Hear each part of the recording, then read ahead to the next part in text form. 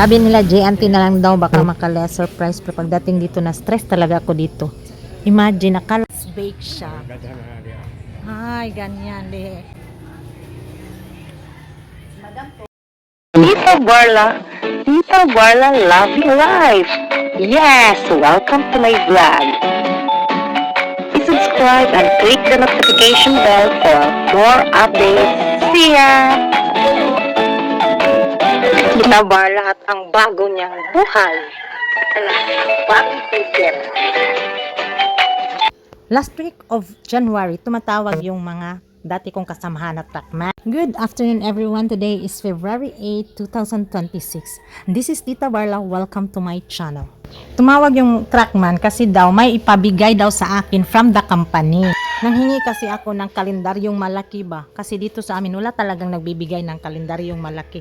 At meron din souvenirs na din, mga delicacies ng Cebu. Oh, ang bait ko siguro no. Half years na akong wala sa company pero binibigyan pa rin nila ako ng ganito. Sana lahat ng nagre-resign, mabait pa rin ang company nila. Change. New now. Be, 2026 ba? Oh, yan. Sakto kayo. Timing. Wa pa mahuma ng January. Kita pa siya. Thank you much. Inalam kong schedule ng pabalik ng truck. So, nung nalaman ko yung schedule nila, bumili ako ng cookies. Tinext ko yung kasamahan ko dati, yung kapatid ni ma'am na, gusto mo ba to? Walang pa, keme-keme ko. Nag-reply naman siyang, yes, I love it. So, binigyan ko din ang truckman 3 at 2 doon kay ma'am at sa friend ko. Di ko alam na shinare pala niya doon sa mga kasamahan niya sa department. So, ayun, nag-order sila ng 38 pieces. Pero dili kay sa tamis, kato kay tamis karto. Lamig yun siya, lamig. Lamig kayo. Dahil nga'y masarap, lami daw. So, nag-order sila ng una, 15. Tapos, kalauna nagiging 37. Ayaw na nilang antayin ang sunod balik ng bus dito sa amin. Ipapail busy lang daw nila. So, ayan. That's the place. Aloran Business Center. Public market na maganda. Yan, tinawagan ko noong isang araw at ipipick up ko ngayong February 8. So, i-check natin. Dito tayo sa kanilang business center. 3J's Bake Shop. Ay, ganyan. Ayo! Ay, nanagyo di ako ngalan. Unya, sure ni nga bago ni ma'am. Ha, bago na? How? Pila naman yung kabuksulod? 20 plus 70? 30. Sakto ay 3 carton. Tara. Hawa lang yung 3 karton. 1, 2. O sige kayo magbayad sa... Hey.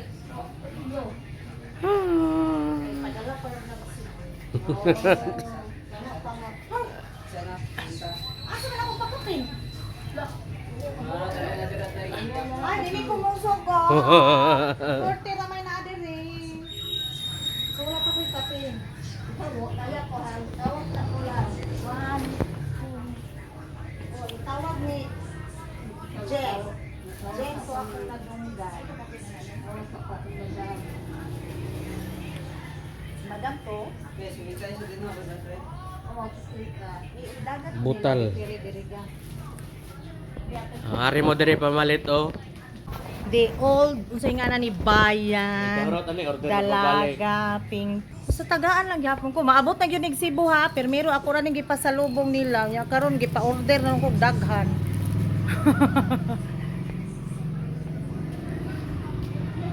So that's it.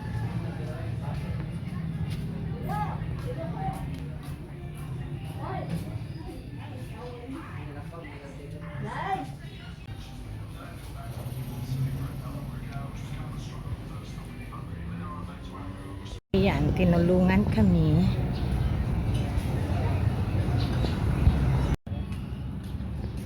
They're located in their Aloran Business Center.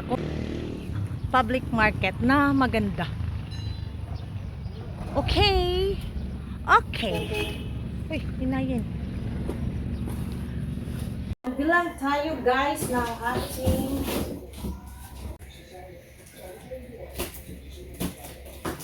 yung mga dati kong kasamahan is mag-order sila Sine-check ko yung karton na galing from tindahan kung okay na ba itong i-directang ship or i-arrange ko pa.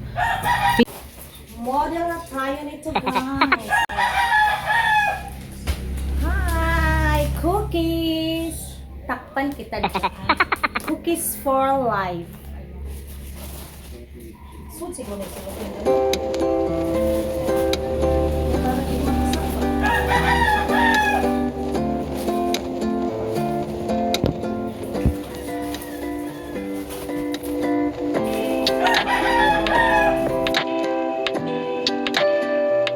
nilagay lang sa bakery as is na cookies direkta sa carton. So ang ginawa ko, tinanggal ko ulit para ipapasok ko sa plastic para less movement at hindi naman madurog pagdating sa kanila kasi hindi naman natin maiwasan sa mga courier na pagpatong-patungan or madaganan ba, mabigatan.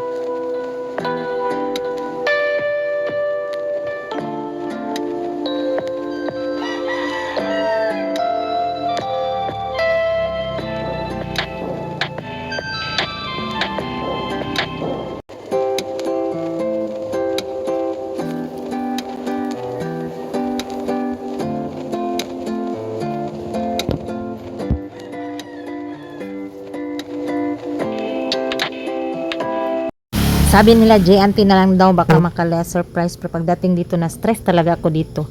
Imagine, akala ko lagyan lang yung box ng mga bubble wrap. Pero ang ginawa pala nila, nirap nila yung higpit na higpit yung cookie. So ayun, ang sabi ng friendship ko is, parang may durog daw pagdating doon. Maganda pa daw yung aking pinadala lang sa aming truck. Madali lang naman akong pakalmahin. Dahil na-stress ako kanina sa JNT, may nagbukas dito na cake shop, yung berry box. Pang second day nila ngayon. So, matry nga at naabutan pa namin yung buy one take one ng cup. 50 pesos. So, hindi pa kami nakaalis. Nasa sasakyan pa kami. Kinain na namin. Ay, aba. Thank you for watching and see you in my next vlog. Goodbye!